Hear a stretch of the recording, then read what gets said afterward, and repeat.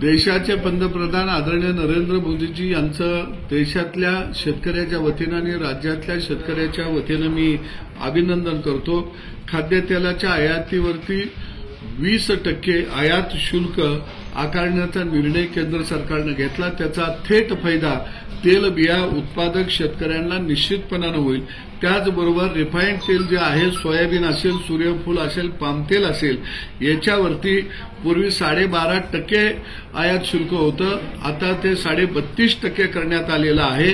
त्यामुळे निश्चितपणाने सोयाबीनला बाजारामध्ये चांगला भाव मिळेल, कपाशीला बाजारामध्ये चांगला भाव मिळेल आणि कांद्यावरील निर्यात शुल्क 40% वरून 20% इतकं करण्यात आलेलं आहे आणि एमएपी ही पूर्णपणे कांद्यावरील हटवण्यात आलेली आहे। त्यामुळे कांदा उत्पादक शेतकऱ्याला सुद्धा मोठा दिलासा यातून मिळेल।